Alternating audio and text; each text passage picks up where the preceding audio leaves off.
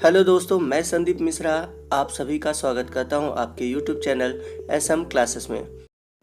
आज के इस वीडियो में हम यूनिट सेल के ज्योमेट्री को डिस्कस करेंगे। हम देखेंगे कि एससीसी, बीसीसी और एफसीसी में किस प्रकार की ज्योमेट्री पाई जाती है। तो वीडियो के हर एक पॉइंट को ध्यान से देखिएगा, क्योंकि आगे हम लोग जब डेरिवेशन करेंगे तो हर एक पॉइंट आपको समझ में आना चाहिए। तो जैसा कि मैंने बताया कि हमारे पास यूनिट सेल के 3 टाइप्स हैं, एससीसी, बीसीसी और एफसीसी। यदि हम बात करें एससीसी अर्थात सिंपल क्यूबिक सेल की, तो हम सभी जानते हैं इसके 8 कोनों पर एक एक परमाणु जुड़े होते हैं। तो ये जो यूनिट सेल के एज हैं, जो कि आपको दिख रहा है, और ये जो एज है इनका लेंथ है ए। तो ये जो एज है इसे हम यूनिट सेल का एज कहते हैं। तो ये तो बात हुई पहली बात यूनिट सेल के एज की। अब नेक्स्ट हम बात करेंगे यूनिट सेल के एटम के रेडियस की। तो ये देख सकते हैं आप, एटम है और उसका रेडियस है जिसे हम आर से रिप्रेजेंट करते हैं। तो आर क्या है? रेडियस ऑफ एटम है। तो ये तो हुआ हमारा दूसरा चीज़। थर्ड थिंग्स हम बात करेंगे डिस्टेंस बिटवीन नियरेस्ट एटम की। तो दो एटम के बीच जो डिस्टेंस होता है उसे हम कहते हैं डिस्टेंस बिटवीन नियरेस्ट एटम, अर्थात दो परमाणुओं के बीच जो दूरी होती है वही कहलाती है डिस्टेंस बिटवीन नियरेस्ट एटम्स। तो हमें यूनिट सेल के जो एज है ए, रेडियस है आर और जो डिस्टेंस है डी, इन तीनों के बीच एक रिलेशन निकालना है। तो आइए देखते हैं कि कैसे हम लोग रिलेशन को निकालते हैं। तो यहाँ पर आप देख सकते हैं कि मैंने एटम्स को बहुत स्मॉल बनाया है, लेकिन ये एटम्स इतने छोटे नहीं होते, बट ये बहुत बड़े होते हैं, जैसा कि आप लेफ़्ट साइड में देख सकते हैं। वही बात करें हम दो एटम के बीच डिस्टेंस की, तो ये दोनों जो एटम होते हैं वो एक दूसरे से एकदम चिपके होते हैं, अर्थात उनके बीच डिस्टेंस लगभग न के बराबर होता है, जैसा कि हम इमेज में देख सकते हैं। बट हम लोग जो ड्रा करते हैं उसमें ऐसा कुछ दिखाई नहीं देता। तो रियलिटी में सभी एटम बड़े होते हैं और उनके बीच एक दूसरे से कांटेक्ट होता है, अर्थात उनके बीच जो डिस्टेंस होती है वो बहुत कम या न के बराबर होती है। तो ये है हमारा एक एज और उस पे लगे हुए हैं दो एटम। यदि हम रियलिटी में इन दोनों को ड्रॉ करें तो ये कुछ इस प्रकार से दिखाई देंगे और इन दोनों एटम के बीच में कोई गैप नहीं होगा। बट हम लोग इमेज में क्यों बनाए हुए हैं? क्योंकि हमें इनके बीच अंतर दिखाई दे सके या ये किस प्रकार से ड्रा हो सके, इसलिए हम बनाते हैं। बट रियलिटी में इनके बीच कोई डिस्टेंस नहीं होता। तो इमेज में हम दोनों एटम को देख सकते हैं, ये है इसका सेंटर और ये है दूसरे का सेंटर। अगर हम इन दोनों को आपस में मिलाएं तो हम लोगों को दोनों के सेंटर के बीच की जो दूरी मिलेगी वही है आपका यूनिट सेल एज, जिसे कि ए से प्रदर्शित किया जाता है। तो यूनिट सेल एज क्या होता है? दो एटम के सेंटर के बीच की दूरी को हम बोलते हैं यूनिट सेल एज। तो जैसा कि हम सभी जानते हैं परमाणु की त्रिज्या होती है आर, तो एक परमाणु का आर हो गया, ये दूसरे परमाणु का आर हो गया। अब यहाँ पर हमें ए और आर के बीच एक रिलेशन मिल गया है। तो आइए देखते हैं क्या रिलेशन बनता है इन दोनों के बीच। तो आइए देखते हैं ए और आर के बीच क्या रिलेशन बनता है। तो यहाँ पे देख सकते हैं ए है और जो ए है दो आर के बराबर है, मतलब कि a equal to r plus r, it's mean a equal to 2r। तो हमारी यूनिट सेल का जो एज है वो 2r के बराबर होता है। आइए नेक्स्ट हम बात करते हैं डिस्टेंस बिटवीन नियरेस्ट एटम की। तो जैसा कि हम लोग देख सकते हैं ये हमारे दो एटम हैं और इन दोनों के बीच जो डिस्टेंस है वो है r और r। क्योंकि ये दोनों जो एटम है ये एक दूसरे के एकदम कांटेक्ट में हैं, तो इनका डिस्टेंस मेज़र करने के लिए हम क्या करेंगे, एक एटम के सेंटर से दूसरे एटम के सेंटर तक आपस में मिलाएंगे। तो इस प्रकार से जो डिस्टेंस है अर्थात डिस्टेंस बिटवीन नियरेस्ट एटम हमें ज्ञात हो जाता है। तो आइए देखते हैं डी और ए के बीच क्या रिलेशनशिप बनता है। तो डी इक्वल टू हो जाएगा ए, क्योंकि आप देख सकते हैं डी और ए लगभग बराबर है, या फिर हम कह सकते हैं D equal to A equal to 2r। तो यहाँ पर 2r क्यों है? क्योंकि हम लोगों ने ऊपर देखा है कि जो एज है वो 2r के इक्वल है, तो इसलिए D equal to A equal to 2r। तो यहाँ पर जो हम लोगों ने डेरिवेशन किया है तो हमें यहाँ पर याद करने की ज़रूरत नहीं है, बस आपको सिंपली याद करना है कि सिंपल क्यूबिक सेल कैसे होते हैं, उनमें एटम्स के बीच कैसे रिलेशन होता है। बट आप ये याद रखते हैं तो आप सिंपली जो डेरिवेशन है उसको खुद कर सकते हैं। तो ये चीज़ें याद रखिए, ये आपके लिए हेल्पफुल होगी। आइए बात करते हैं अगले हम क्यूबिक की, जो कि है BCC। तो BCC के बारे में आप लोगों ने पढ़ा था। BCC क्या होता है? जिसमें कि इसके सेंटर में एक पूरा परमाणु पाया जाता है। तो BCC का स्ट्रक्चर इस प्रकार का होता है। तो ये रहा डायगोनल और ये रहे दो अपोजिट परमाणु, उसी तरह ये रहे दोनों अपोजिट कॉर्नर। तो मैं आपको विकर्ण बता देता हूँ जिसे हम बोलते हैं डायगोनल। तो डायगोनल वे होते हैं जो कि घन के दोनों कोनों को स्ट्रेट लाइन द्वारा मिलाते हैं।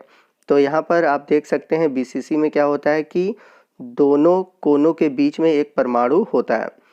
अब यदि हम इनके स्ट्रक्चर को देखें तो कुछ इस तरह आपको दिखाई देंगे, और इसमें एक प्रॉपर्टी है कि जो परमाणु होते हैं कोनों के अर्थात जो एज के, ये आपस में एक दूसरे से सटे नहीं होते, इनके बीच डिस्टेंस होता है।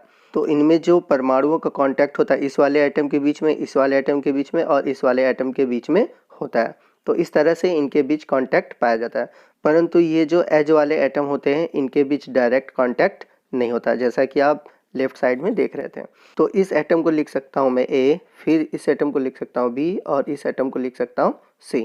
तो इस प्रकार हम इनको रिप्रेजेंट कर सकते हैं। विकर्ण पे पाए जाने वाले परमाणुओं के बीच डायरेक्ट कांटेक्ट होगा, जैसा कि आप देख सकते हैं येलो कलर से, बट A और C के बीच डायरेक्ट कांटेक्ट नहीं होगा। तो कुछ इस प्रकार से एटम बन सकते हैं, आप इमेज में देख सकते हैं। तो इस प्रकार से आप देख सकते हैं A और B कॉर्नर वाले एटम हैं, बीच में जो है वो सेंटर वाला एटम है, और ये रहा नीचे C। तो इमेज में देख सकते हैं एक एटम इधर, एक एटम इधर। अब नीचे देख सकते हैं A और C, ये वाला A और ये वाला C, इन दोनों के बीच डायरेक्ट कांटेक्ट नहीं होगा। परंतु B और C हम लोग देख सकते हैं जो कि एक ही एज है, मतलब एक ही यूनिट सेल के एज है।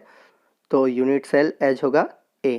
तो B और C के बीच का यूनिट सेल का एज है A। अब बात करते हैं परमाणुओं के रेडियस की।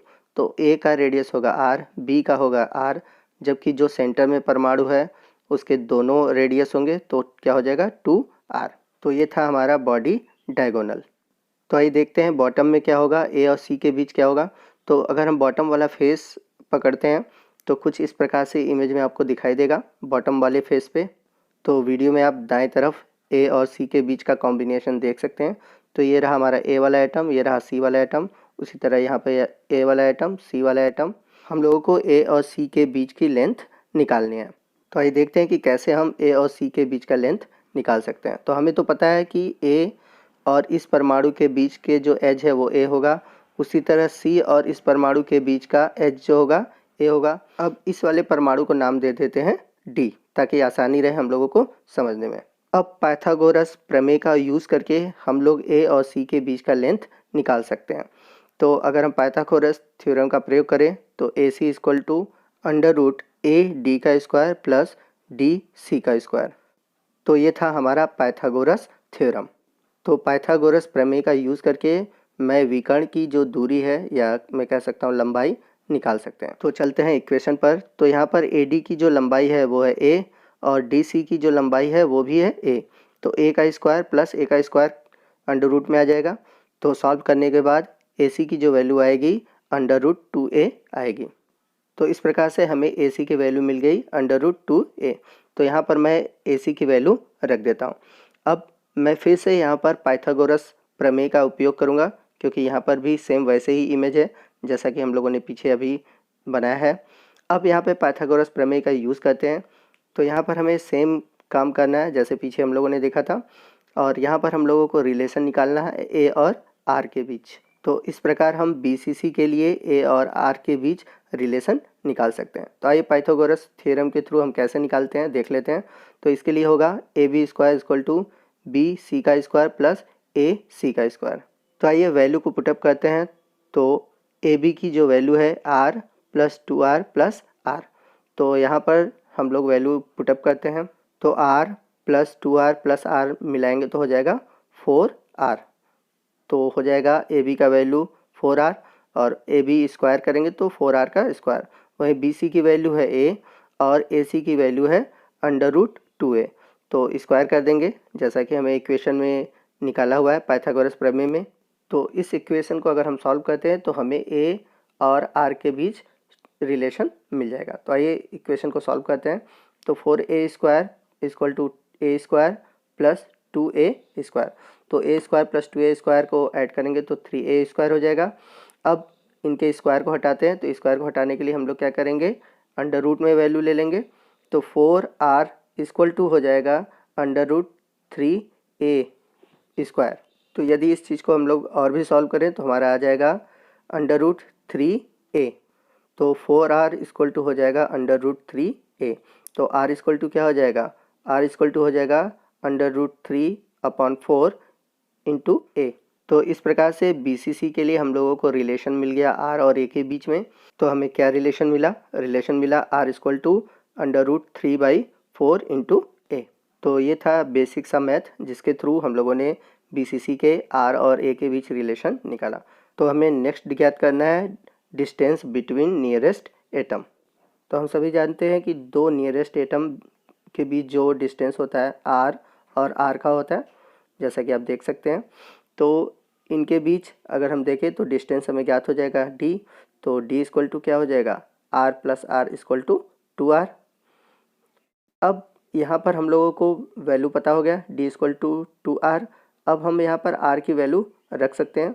तो r की वैल्यू रखने पे क्या होगा, तो d इक्वल टू हो जाएगा 2 इंटू √3/4 इंटू a। 2 से 4 कट जाएगा तो हमारा वैल्यू हो जाएगा d इक्वल टू √3/2 a। तो ये था BCC के लिए रिलेशन r, a और d का, जो कि हमें याद करना है। अब नेक्स्ट हम बात करते हैं FCC के लिए। तो ये है हमारा फेस सेंटर्ड सेल, जैसा कि आप देख सकते हैं, आप लोगों ने पीछे पढ़ा भी है, जिसमें कि प्रत्येक फलक पर उसके केंद्र में एक परमाणु पाया जाता है। अब जो फेस सेंटर्ड सेल होते हैं उसमें क्या होगा, तो हम एक फेस को लेकर चलते हैं। तो उसमें हम देख सकते हैं कि जो सेंटर का परमाणु है वो कॉर्नर के परमाणु से जुड़ा होता है, लेकिन जो एज पे परमाणु है वो एक दूसरे से जुड़े नहीं हो सकते। तो इस प्रकार हम इसके इमेज को ऐसे ड्रा करके मैं दिखा दे रहा हूँ कि कैसे इनके फलक का बनेगा। तो आप देख सकते हैं कि जो सेंटर में एटम है वो कोनों के परमाणु से जुड़ा हुआ है, लेकिन जो एज पे परमाणु है वो एक दूसरे से जुड़े हुए नहीं है। तो इसे हम इस प्रकार भी ड्रॉ कर सकते हैं, जैसा कि राइट साइड आप देख सकते हैं। तो चलिए एटम की नेमिंग कर देते हैं, A, C और D। तो आइए इन एटम के रेडियस को देखते हैं। तो इस एटम का R, इस वाले एटम का भी R और इस एटम का हो जाएगा 2R। तो यहाँ पर हम देखते हैं ये है यूनिट सेल का एज और ये भी है यूनिट सेल का एज। तो हम दोनों को A से रिप्रेजेंट कर देते हैं।